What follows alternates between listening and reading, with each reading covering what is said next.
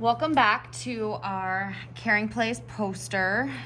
Last class, well, we've had a couple of different classes on this where we talked about our slogan, our catchphrase that is going to be on your poster. Then we talked about creating a focal point, or where your eyes are drawn first, and how to do that. We did a little bit on text placement before we put our focal point in. When I said text placement, I meant like the space and where you would put your slogan. So to review, my paper is landscape style. So I use the thickness of my ruler, drew a line. You don't want your words going all the way up to the top of your paper. So then I use the thickness of my ruler, drew another line. And this is where my words are going to go. Did the same thing on top and bottom. You can do that. Let me zoom out.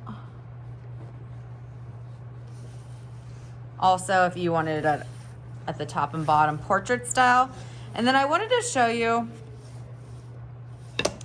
if you wanted your words to be right beside each other, like one line and then a second line, you would do the same thing. Use the thickness of your ruler, draw a line. Use the thickness of your ruler. This is where your words will go. Then you would draw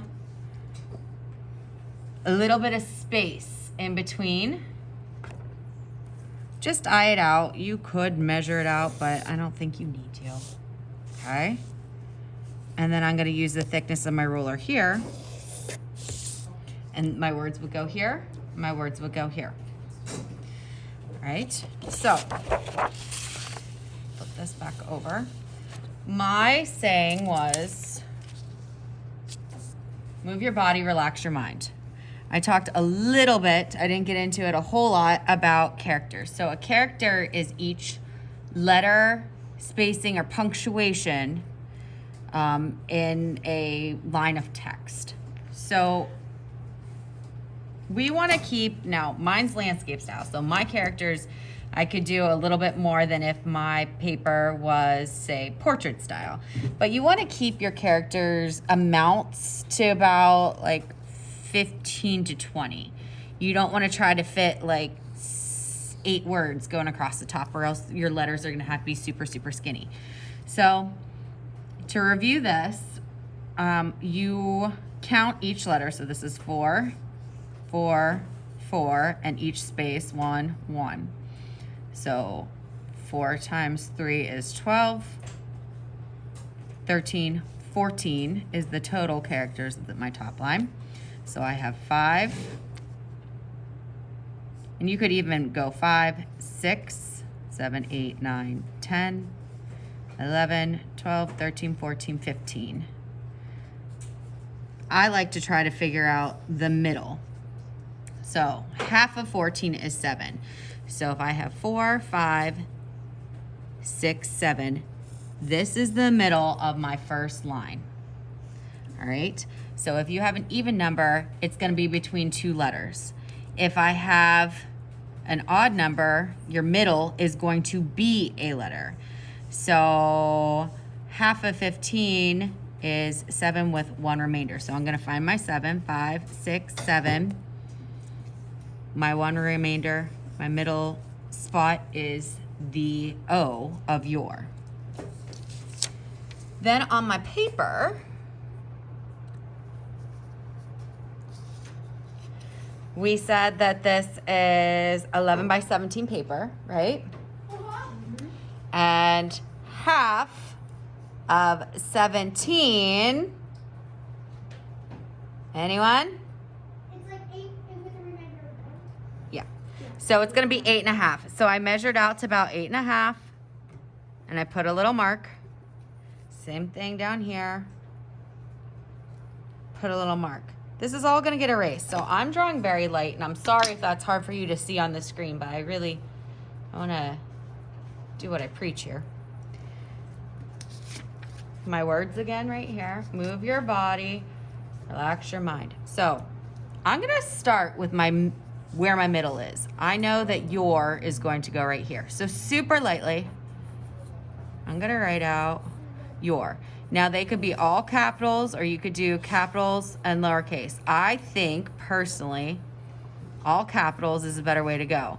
Making sure that my letters are touching the top line and the bottom line every time.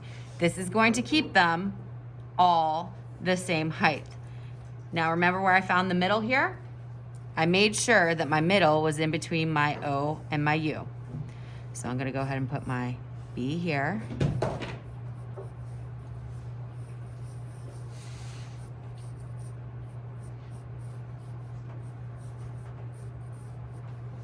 I'm gonna come over here and put my move.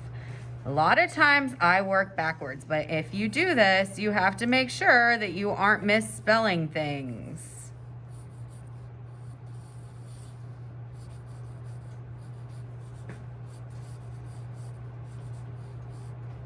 Okay.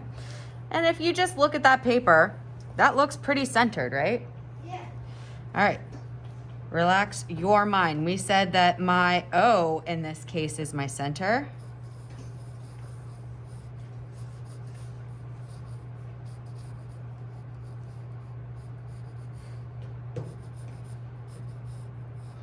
So I'm working from my center out. My mind is gonna come here. I'm sorry, my word mind is gonna come here.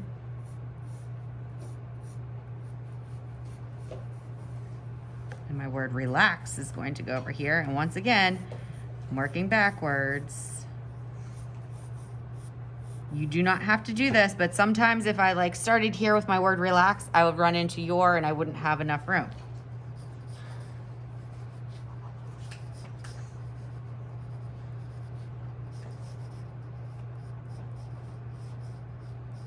All right, so I'm gonna just take a step back, look to see if it looks even. I'm gonna put a period right there, actually.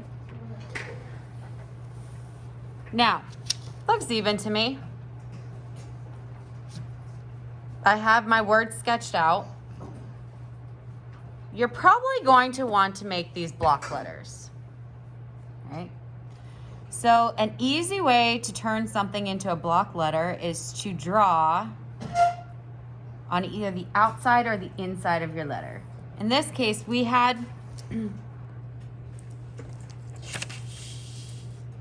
our letters go all the way up to the top of our line. So we're probably going to draw beside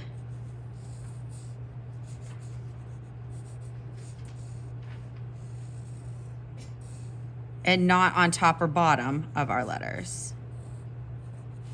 So I have my O here. This case, I'm not gonna draw on the outside, I'm gonna draw on the inside. My V, now if I drew on the outside of my V, I'm gonna run into my E and my O, right? So I'm gonna have to draw on the inside of it. My E.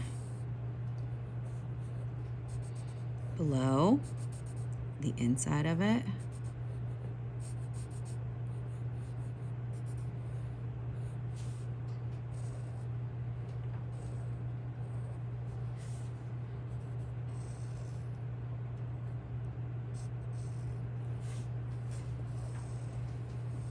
And I do have a visual page for you to look at for block letters. I don't know if you really need it. Would I draw on the inside or the outside of my U? Inside, because if I didn't, I'd run into everything, right? I'm gonna draw a little bit on the outside of that R.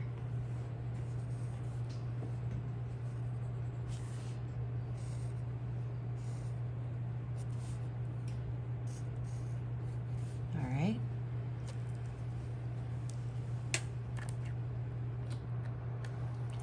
When you are done with your word placement,